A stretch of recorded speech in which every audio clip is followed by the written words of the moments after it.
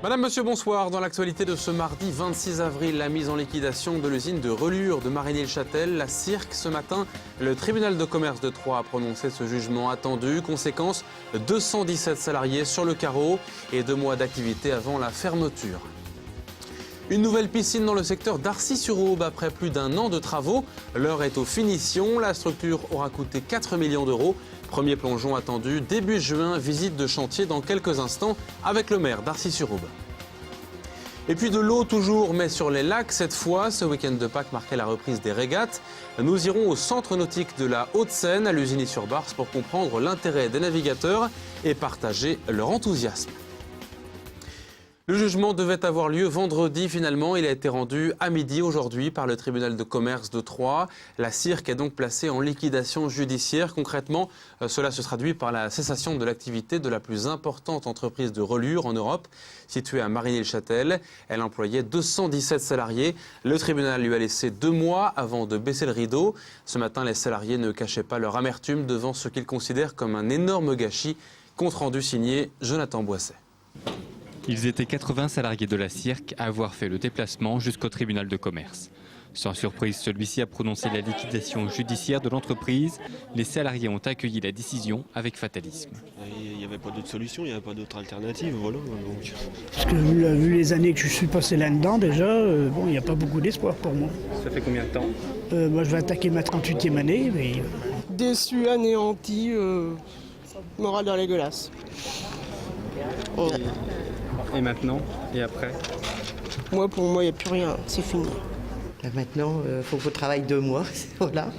Après, on n'en parle plus. C'est malheureux parce que bon, pendant 18 mois, c'était que des mensonges, quoi. C'est surtout ça. Mais bon, on aurait été dirigé autrement, ça aurait été mieux. Après le dépôt de bilan fin 2009, l'entreprise avait été placée en redressement judiciaire avec une période d'observation de 18 mois. Une offre de reprise avait été présentée, mais vendredi dernier, celle-ci a été retirée, faute de financement. Autre problème pour le tribunal, la présence de Jean-Louis Desmoulières, fils du propriétaire actuel, au capital du repreneur, ce qui est interdit par le Code du commerce. Le tribunal a accordé la poursuite d'activité durant 2 mois, dans l'espoir d'un repreneur de dernière minute. La liquidation, ce n'est pas forcément la fin de l'entreprise. Bien au contraire, ça peut être justement le moment opportun pour retrouver un repreneur, pour que les projets arrivent.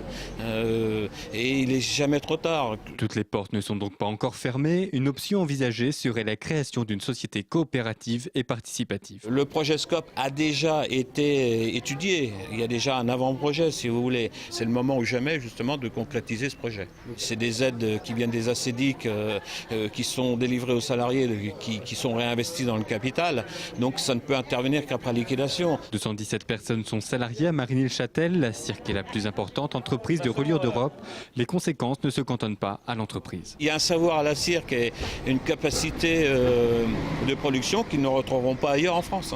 Ça risque d'être la délocalisation si la Cirque venait à disparaître. Il y a certains imprimeurs qui disparaîtraient derrière, puisque privés de finition, il y aura peu de raisons qu'ils impriment en France. Ce serait imprimé en Italie et relié en Italie, les livres. Un avenir incertain pour les salariés et rien n'empêchera le licenciement d'une partie d'entre eux dans le meilleur des cas. L'emploi à propos de la défense des salariés. Notez que la traditionnelle manifestation du 1er mai, jour de la fête du travail, se fera cette année encore sans la participation des militants de Force ouvrière dans le département. La centrale syndicale préférant aller manifester à Paris contre, je cite, le démantèlement du service public. Leur chef de file au bois, Hervé Charpentier, estime en effet plus utile ce déplacement pour rencontrer les personnalités qui comptent et présenter leurs revendications sur la revalorisation des salaires, par exemple. En bref, toujours en cette période de vague d'accidents mortels sur les routes, l'information méritait d'être signalée.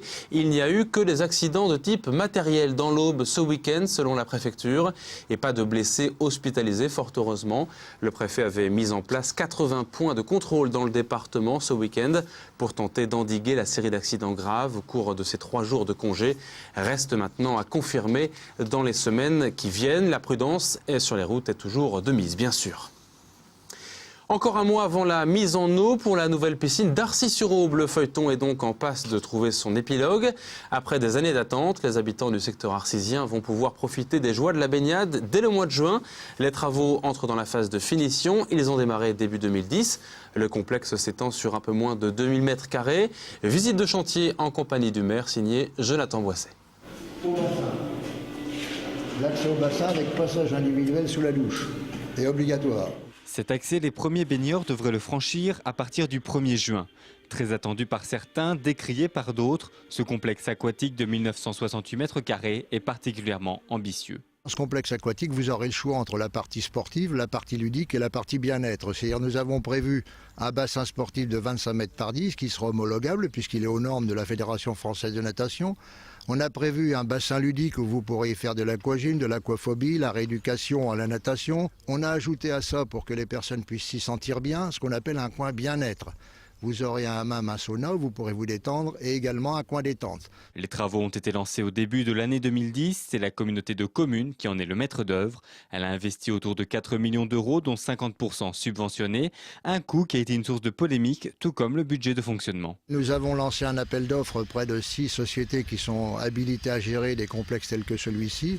Nous en avons retenu une qui nous propose un coût de fonctionnement de 25 000 euros pour ce qu'on appelle la gestion du complexe aquatique et un coût de mission de service public, c'est-à-dire le fait que la communauté de communes paiera pour que tout le monde puisse accéder à la piscine, en payant bien entendu 220 000 euros. Ce qui revient à peu près, étant donné le nombre de population de la communauté de communes, à 20 euros par an et par habitant. Le prix de l'entrée a été fixé à 4 euros par adulte. De nombreux scolaires devraient profiter de cet équipement, tout comme les militaires de Mailly-le-Camp. La capacité maximale du complexe est de 250 personnes. Si on a 250 personnes toutes les heures, on va être extrêmement heureux. Mais en réalité, les entrées prévues, c'est à peu près entre 15 et 20 personnes à l'heure pour arriver à boucler le budget sans trop de problèmes pour la communauté de communes. Nous intéressons aussi une grosse partie des scolaires dans un rayon de 25 km autour d'Arcis, qui fait à peu près 3500 enfants en âge de fréquenter la piscine. Les entrées des scolaires seront prises en charge par les communes qui ont obligation d'intégrer dans leur programme scolaire des heures de natation. Et nous estimons que plus nous aurons de communes qui viendront fréquenter notre piscine, plus le coût de la délégation de service public sera moindre. En attendant, il reste encore à tester les équipements. Une première mise en eau pour l'étanchéité devrait avoir lieu à la mi-mai avant de pouvoir accueillir le public en toute sécurité. De l'eau toujours, mais une ambiance de bord de mer, cette fois sur le lac d'Orient, samedi et dimanche, avec les premières régates sur les lacs depuis le centre nautique de la Haute-Seine, sur la commune de Lusigny-sur-Barse. Des régates qui sonnent le retour de la voile sur les lacs. Avec le soleil, les amateurs se sont régalés samedi et dimanche.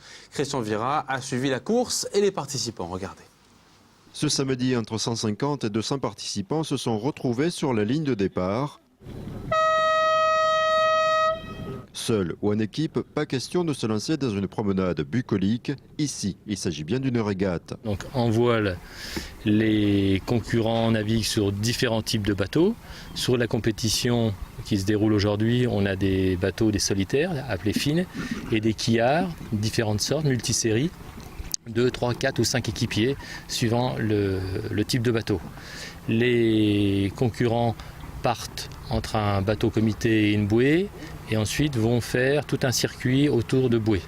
Ils ont 2 sortes de parcours, donc tout se fait par des pavillons, donc il y a un certain nombre de pavillons qui indiquent le type de parcours à faire, et le nombre de tours et ainsi de suite. Chaque parcours dure environ 1 heure. Seuls les meilleurs scores des 4 manches sont retenus. 25 bénévoles et 1 an d'organisation ont été nécessaires pour accueillir des passionnés comme Denis qui pratique cette discipline depuis l'âge de 10 ans. On navigue toujours en début de saison pour essayer de s'échauffer puis se rôder un peu avec le bateau. Il faut bien connaître son bateau. C'est surtout ça. C'est plus un plaisir de naviguer en groupe et puis d'avoir un peu un objectif à toujours avoir un bateau en ligne de mire. Pour un Lorrain qui est frustré de ne pas avoir la mer en permanence.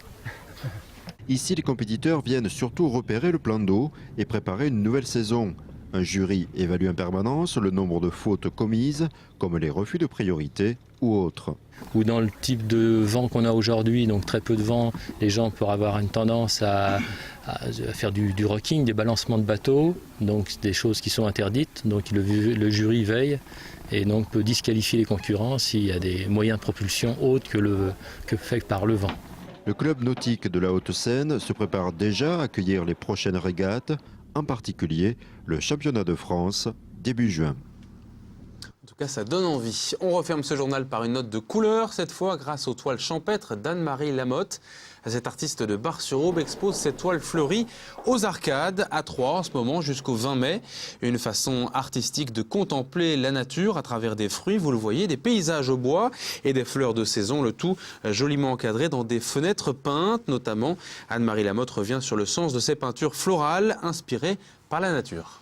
Mon inspiration, c'est la nature, mais c'est aussi le côté éphémère des choses, la beauté éphémère dans les fleurs et la sensualité aussi des fruits, les formes. J'ai envie aussi que les gens sentent presque le parfum et aient envie de croquer dans mes fruits. Je suis venue à la peinture par le trompe-l'œil. J'ai peint d'abord sur des meubles, les fausses matières, le marbre, les bois, voilà, la profondeur. Voilà, c'est venu comme ça. Et puis le chevalet s'est imposé au fil du temps. Voilà, c'est donc à admirer aux Arcades à Troyes jusqu'au 20 mai. C'est la fin de ce journal à suivre sur Canal 32. Et les prévisions météo pour demain, des averses sont annoncées dans l'après-midi. Excellente soirée à tous, à demain.